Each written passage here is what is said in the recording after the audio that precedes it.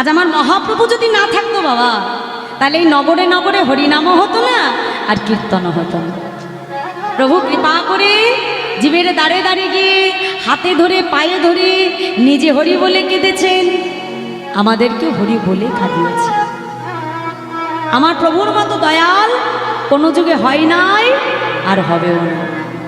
3 যুগে ভগবান এসেছিলেন শুধু লীলা করবে বলে, কিন্তু কলিযুগে আমার চৈতন্য মহাপ্রভু যেমন একাধারে লীলা করেছে, আর একদিকে হরি নামের দ্বারা আমাদের মতো কলির জীবকে প্রভু উদ্ধার করেছে। তাই আজ বৈষ্ণব মহাজন পদাবলিতে কলম দিয়ে বলছে, দেখো দেখো ভাই রে ভাই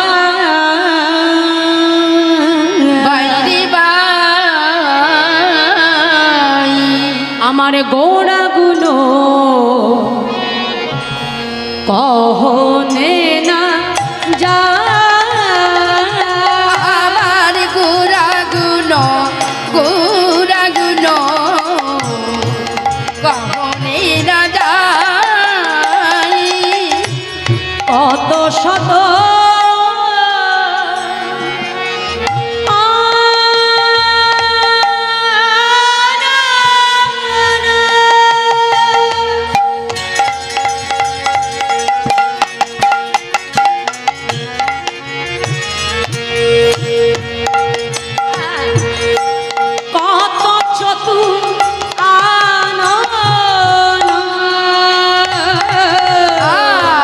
কত শত চতুরান,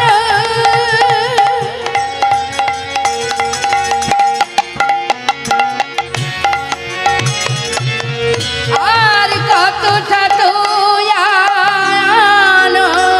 বরণিয়া বরণিয়া ওরে নাহি পা,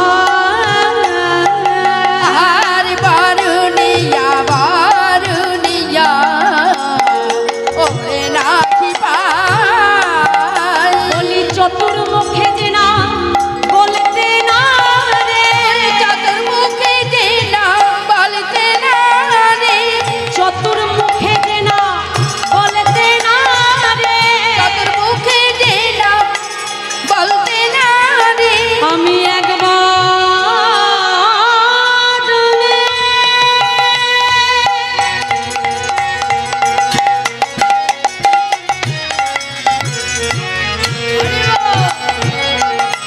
বলবো পাবো বলি আমার গোড়ার গুণের কথা, আমি একবার ধরে বলবো কাকু, বলি আমার গোড়ার গুণের কথা, আমি একবার ধরে বলবো কাকু, বলি আমার গোড়ার গুণের কথা, একবার ধরে বলবো কাকু, বলি আমার গোড়ার গুণের কথা, একবার ধরে বলবো কাকু, বলি চতুর্মুখে যে না বলতে না রে, বরণিয়া বরণিয়া ওরে নাই পা, আর বারুনিয়া বারুনিয়া ওরে নাকি পাই, কি বললেন যে ভাই রে ভাই আমার গোড়া গুণ কহনে না যায়। ভগবানের গুণের কথা, ভগবানের কৃপার কথা এক বদনে বলে কখনো শেষ করা যায় না। তিনি তো অনন্ত গুণের অধিকারী। ভগবানকে পাওয়ার জন্য জাগতিক জগতে কোনো কিছুর প্রয়োজন হয় না বাবা। তুমি ভগবানকে কি দিয়ে সেবা দিলে, কত দামি মিষ্টি এনে তাকে দিচ্ছ, সেটা ভগবান দেখে না। কত ঐশ্বর্য থেকে তুমি তাকে ডাকছো, এটা ভগবান দেখে। ভগবান কি দেখে? ভক্তি। ভগবানকে পাওয়ার জন্য জীবের যেটা সর্বগ্রে প্রয়োজন হয় সেটা হলো পরম ভক্তি। আমার মহাপ্রভুর এক পরম ভক্ত, যার নাম ছিল শ্রীবাস পণ্ডিত। আপনারা অনেকেই হয়তো জানেন মা, ঘরে আমরা যে পঞ্চতত্ত্ব বিগ্রহ সেবা করি বাবা, সেই পঞ্চতত্ত্ব বিগ্রহের মধ্যে কে কে থাকে?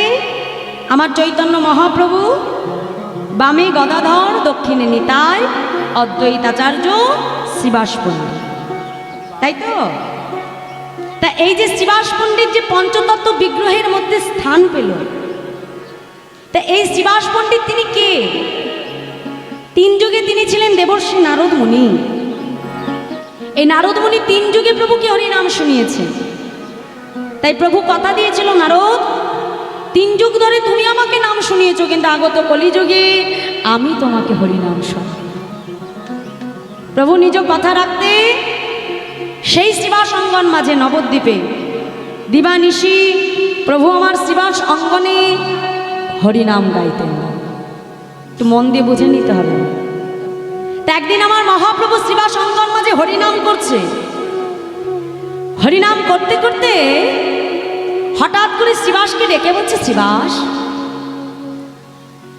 আমি প্রত্যেকদিন তোমার অঙ্গনে হরিনাম করি শ্রীবাস, কিন্তু জানো শ্রীবাস, আজ না আমি তোমার গৃহে হরিনাম করে কোনো সুখ পাচ্ছি না।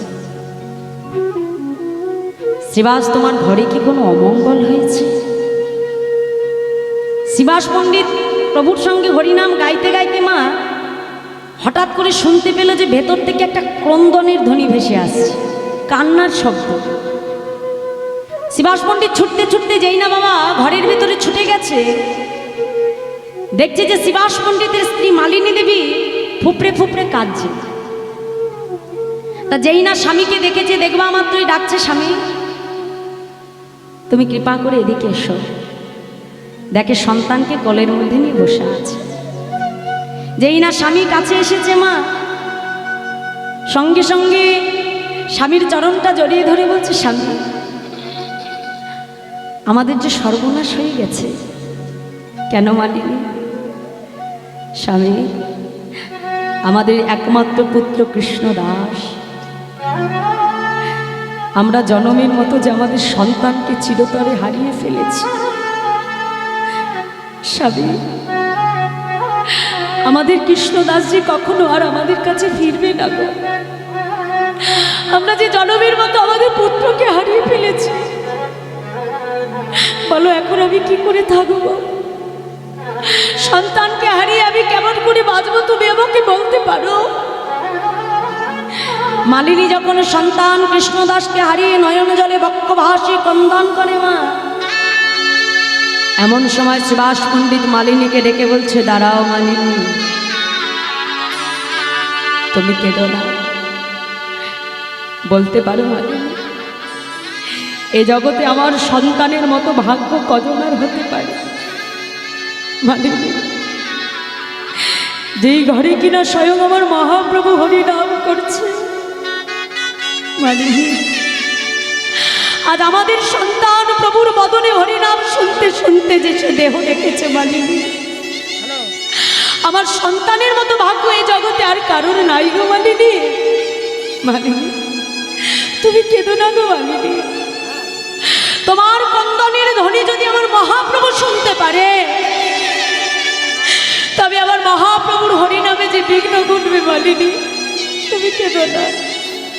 আর শুনে রাখো মালিনী, আজ আমার মহাপ্রভুর যদি হরিনামে বিঘ্ন ঘটে, আজ যেমন করে তুমি তোমার পুত্রকে হারিয়েছ, কিন্তু ভগবান তো অন্তর্যামী না।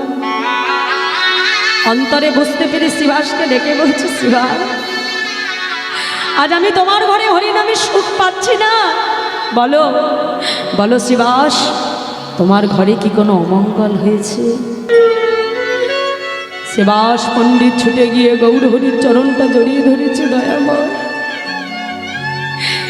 যে ঘরে আমার অমঙ্গলময় হরি থাকে, যেই ঘরে আমার মঙ্গলময় হরি দিবানিশি হরি নাম করে, দয়াময় বলো সেই ঘরে কি কখনো কোনো অমঙ্গল হতে পারে? না না না প্রভু, আমার ঘরে কোনো অমঙ্গল হয় না।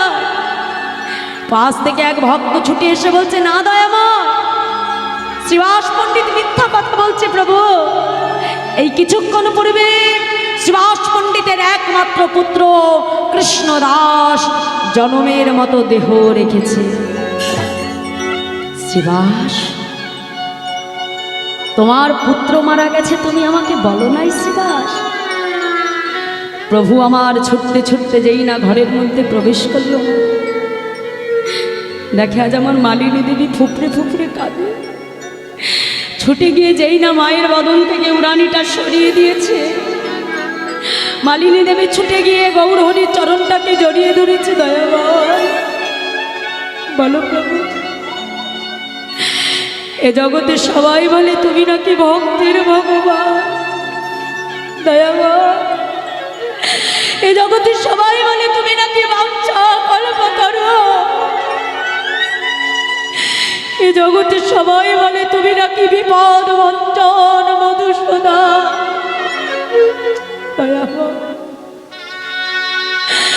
আজ তুমি যদি ভক্ত বাঞ্ছা কল্পতরু হয়ে থাকো,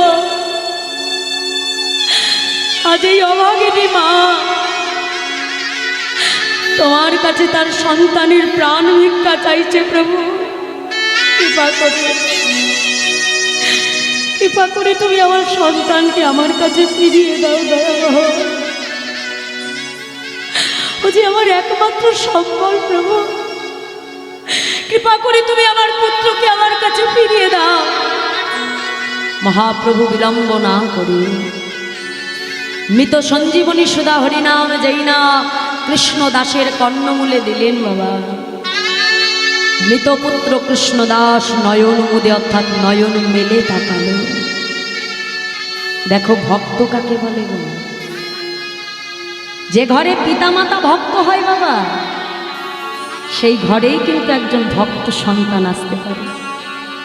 আজ ওই ছোট্ট পুত্র কৃষ্ণদাস মাতা মালিনী দেবীকে ডেকে বলছে, মা তুমি কার জন্য কাঁদছো মা? আজ তুমি আমার জন্য নয়ন জল ফেলছো মা? ভেবে দেখো তো, তোমার গর্ভে আসবার পূর্বে আমাকে কিন্তু ৮০ লক্ষটা জন্ম ভ্রমণ করতে হয়েছে মা। তাহলে ৮০ লক্ষবার আমার জন্ম হয়েছে, আর ৮০ লক্ষবারই কিন্তু আমার মৃত্যু হয়েছে মা। তাহলে প্রত্যেকটা জন্মেই কোনো না কোনো মা আমাকে গর্ভ থেকে জন্ম দিয়েছে।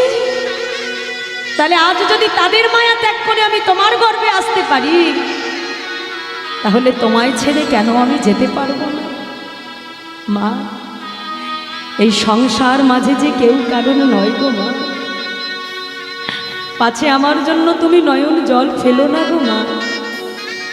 এ জগতে যদি প্রকৃত কাউকে ভালোবাসতে হয়, এ জগতে যদি কাউকে প্রকৃত সন্তান মনে করতে হয় মা, যে নয়ন জল আজ তুমি আমার জন্য ফেলছো, পারলেই নয়ন জলটা আমার জন্য না ফেলে তোমার এই নয়ন জলটা আমার মহাপ্রভুর জন্য ফেলো। এই জাগতিক সন্তান আজ তোমার কাছে আছে, কাল নাও থাকতে পারে মা। আজ তোমাকে ভালোবাসে, কালে নাও বাসতে পারে। কিন্তু মা, এ জগতে কেউ যদি একবার আমার প্রভুকে ভালোবাসতে পারে, যদি এ জগতে কেউ একবার ভগবানকে সন্তান করতে পারে, যদি একবার নিজেকে তার চরণের দাস করে দিতে পারে মা, জগতে সবাই ভুলে গেলেও কিন্তু ভগবান কখনো সেই ভক্তকে ছেড়ে যায় না। নিতাই গৌর হরি বল, হরি বল, হরি বল। ভগবান নিজ মুখে বলেছে, যে করে আমার আশ আমি তারই করি সর্বনাশ। আর তথাপিও সে যদি না ছাড়ে আমার পাশ, অবশেষে আমি হই সেই ভক্তের দাসের অনুরাগ। শুধু একবার তাকে ভক্তি দিয়ে ভালোবাসতে হবে। আজ জনমের মতো মাকে শিক্ষা দিয়ে কৃষ্ণদাস পুনরায় আবার দেহ রাখলেন। মালিনী দেবী আজ বুঝতে পারলেন যে জগতে ভগবান ছাড়া আমাদের আপন বলতে কেউ না। ছুটে গিয়ে আমার চৈতন্য মহাপ্রভুর চরণটাকে জড়িয়ে ধরেছে, জড়িয়ে ধরে বলছে, গৌরহরি, আজ আমি তোমার মা হয়ে তোমার কাছে একটা বস্তু চাইব, তুমি আমাকে দেবে দয়াবু? কথা দাও, কথা দাও, আজ আমি তোমার মা হয়ে তোমার কাছে যা চাইব তুমি আমাকে তাই দেবে। গৌরহরি বলছে, বলো বলো মা, তুমি আমার কাছে কি চাও? মালিনী দেবী নয়ন জলে বক্ষ ভাসিয়ে প্রভুর চরণ ধরে কেঁদে কেঁদে বলে, প্রভু তুমি আমাকে কথা দাও। এই জাগতিক জগতের সুখ ঐশ্বর্য সম্পদ আর কোনো কিছুরই আমার প্রয়োজন নেই, শুধু একটি বস্তুই তোমার কাছে আমার চাওয়া। দেখো মা, আজ শুধু মালিনী দেবী নয়, আজ যতজন ভক্ত আমরা এখানে এসেছি, ভগবানের কাছে আমাদের সবার চাওয়াটা একই রাখতে হবে। ভগবানের চরণে দুফোঁটা নয়ন জল বরিশন করে প্রভুর চরণে কেঁদে কেঁদে বলতে হবে, প্রভু গো, যেদিন দেহ ছেড়ে যাবে উড়ে আমার পরাণ পাখি, সেদিন যাবার সময়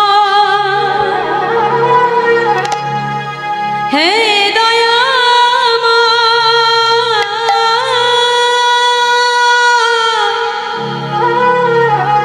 তোমার চাঁদ বদন যেন দেখি, সেদিন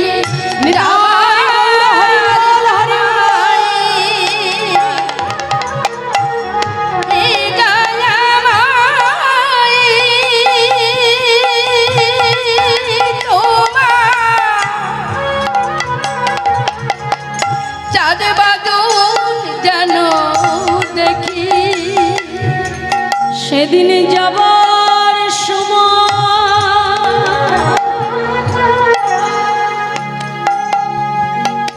হে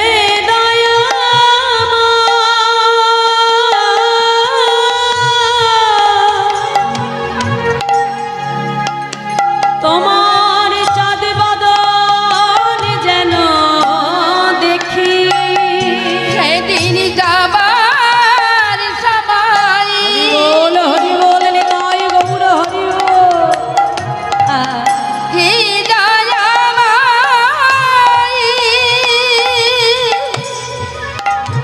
তোমার চাঁদ বাদল যেন দেখি, প্রভু আর কিছু চাই না আমি, প্রভু আর কিছু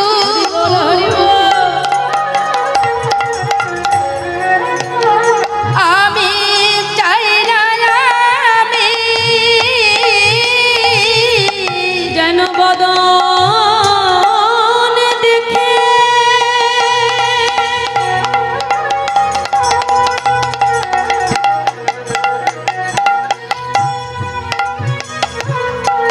যেতে পারি, নাম গাইতে গাইতে যেতে পারি, যেন বদন দেখে যেতে পারি, নাম গাইতে গাইতে যেতে পারি, আর বাদল দেখে যেতে পারি, কৃপা করো গৌর হরি, গাইতে গাইতে যেতে পারি, কৃপা করো গৌর হরি, গাইতে গাইতে যেতে পারি, যেন বদন দেখে যেতে পারি। মালিনী দেবী আমার গৌর হরির চরণটা জড়িয়ে ধরে বলছে, দয়াময় কথা দাও, যেদিন এই দেহ থেকে আমার প্রাণ পাখিটা উড়ে চলে যাবে, মানে দেখো আমরা তো সংসারী জীব, সংসারে প্রতিনিয়ত নিজের স্বামীর জন্য, স্ত্রীর জন্য, পুত্রের জন্য, সংসারের জন্য আমরা অনেক কিছু ভগবানের কাছে চাই না, কিন্তু ভগবানের কাছে সর্বদা চাইতে হবে, প্রভু যেদিন এই দেহটা ছেড়ে আমি চলে যাব, যাবার সময় এই সংসারের কিছু টান যেন আমাকে টানতে না পারে, প্রভু সেদিন যাবার সময় যেন বদনে হরি নাম গাইতে গাইতে আমি যেতে পারি। তাই যেজন প্রকৃত ভক্ত হয় মা, তার চাহটা কিন্তু এমনই হয়ে থাকে। তাই আজ বৈষ্ণব মহাজন তিনি পদাবলিতে কলম দিয়ে বলছে, দেখো দেখো বেদ বিদ্যা দোহ কিছু নাহি জানো তো, তাই গৌর হরি হরি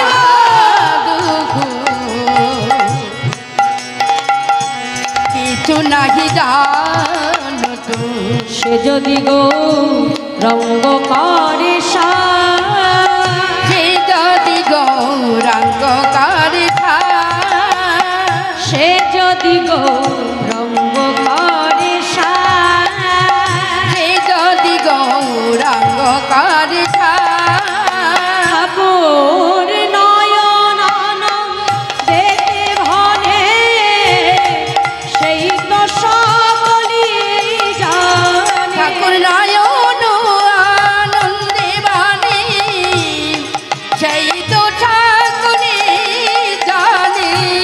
সর্বসিদ্ধি সর্বসিদ্ধে করতলে আর সর্বসিদ্ধি সর্বসিদ্ধি করতলে ও তারি কিছুই জানতে লাগে না গো, তুই জানতে লাগে না গো, তারি কিছুই জানতে লাগে না গো, আর কিছুই জানতে লাগে না গো। যেজন গৌরী চরণ হরি হরি